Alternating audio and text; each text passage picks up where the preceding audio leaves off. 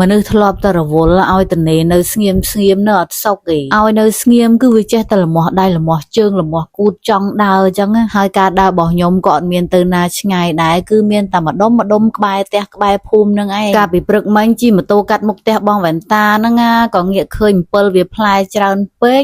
ក៏ល្ងាចឡើងមកនាំបងវ៉ែនតាដើម្បីផឹក collagen ញ៉ាំក្តឹបអំពិលជាមួយនឹងបុកអំបិលដាក់ឲ្យវារីកអាចឲ្យណានៃម្ដងមើលកុំឲ្យថាតនេពេកអីឃើញអំពិលផ្លែឡើងស្កេកស្កាអញ្ចឹងអ្នកដែលចង់ញ៉ាំផ្លែអំពិលអាចតំណងមកបាន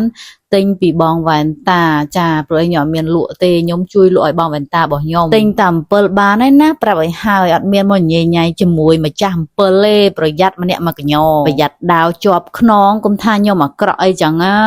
ថាម្ចាស់ទៅវាកទឿរដើមអំពិលនឹងកទឿដូចតែម្ចាស់ដែរសំខាន់មិនខាងប្រុសអ្នកជាទើតបេះឲ្យខាងស្រីណាខាងស្រីអ្នកបេះឲ្យខាងប្រុសខ្ញុំអញ្ចឹងដូចខ្ញុំតែងតែនិយាយប្រាប់មករហូតថាខ្ញុំចូលចិត្តធ្វើដើម្បីប្រុសខ្ញុំមិនឲ្យប្រុសមកធ្វើដើម្បីខ្ញុំទេតែប្រុសនឹងតតែប្រុសដែលខ្ញុំពេញចិត្តដែរបើខ្ញុំលះបង់ខ្ញុំធ្វើដើម្បីបើប្រុសដែលខ្ញុំពេញចិត្តមិនបាច់សម័យមិនបាច់សង្ឃឹមទេចេញឲ្យឆ្ងាយខ្ញុំមិនធ្វើដើម្បីអាណាទេទីច្រឡំឃើញខ្ញុំនិយាយថាខ្ញុំលះបង់ដើម្បីប្រុសគិតថាខ្ញុំលះបង់គ្រប់តែប្រុស